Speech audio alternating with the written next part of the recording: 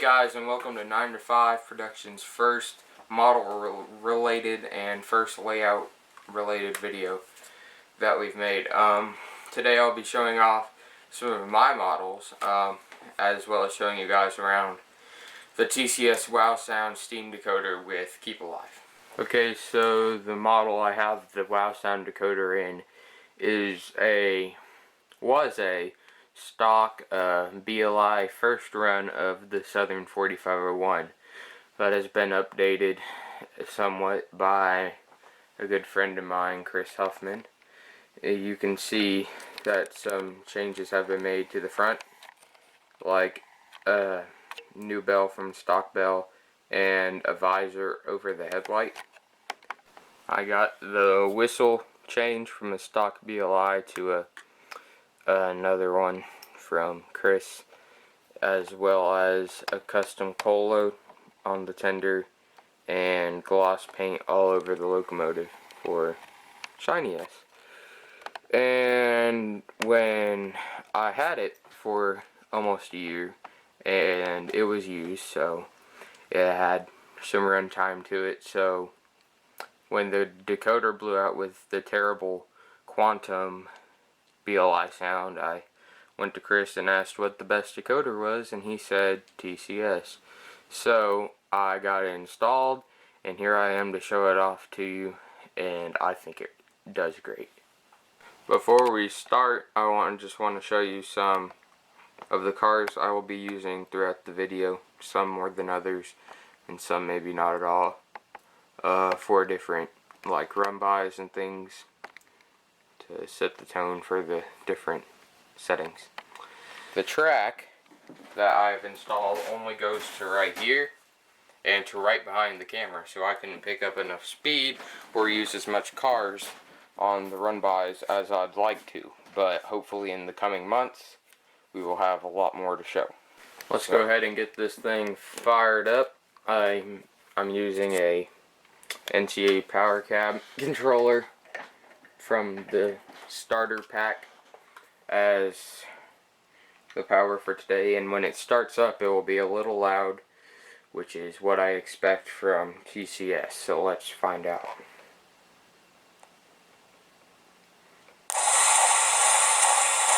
We have the injector pumps going off when it first starts up.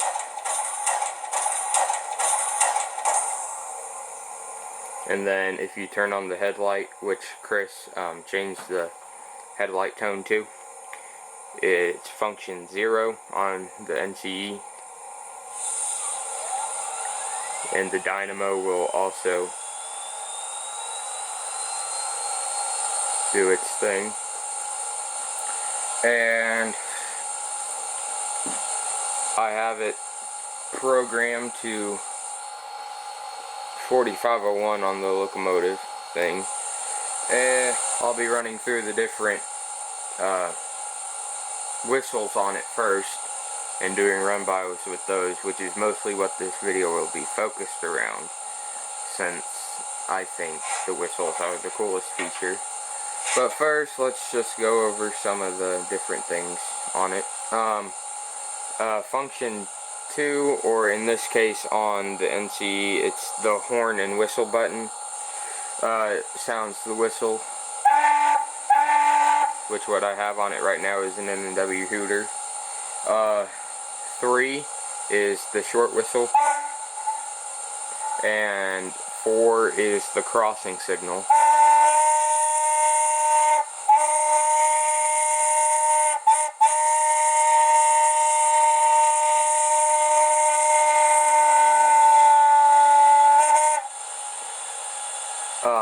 Six releases the air in the brake, and 9 you can change the whistles, which I'll show you in just a second. Okay, so since I already went over the N&W hooter, that is the pop off, and it is very loud. I can barely hear myself think when it goes off, and it's pretty cool. You can hear the fireman shoveling the coal right now if you listen hard enough. The function 9 on the NCE controller switches the whistle, Norfolk and Western, single chime, short bell. And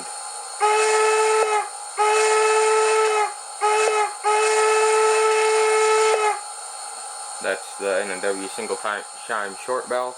And the lady programmed into this, which may or may not be the voice of the engine talking,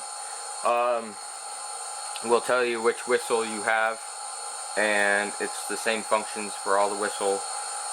2, you can customize how you want to do it.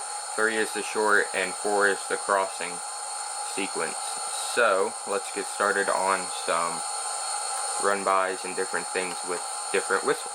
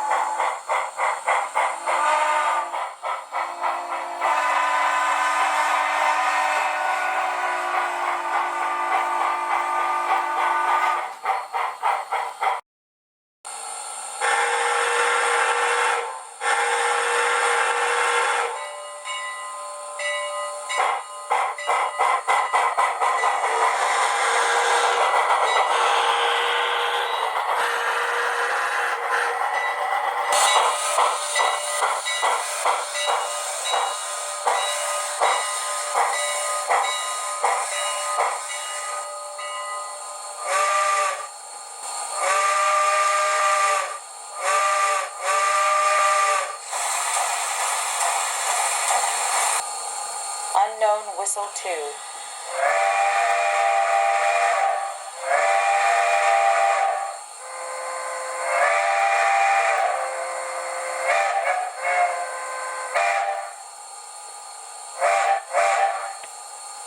Unknown whistle 3.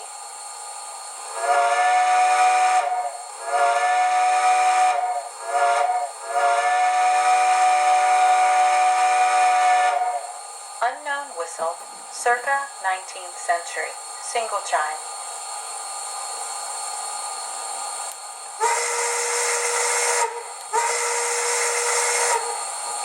Union Pacific 3 chime Hancock.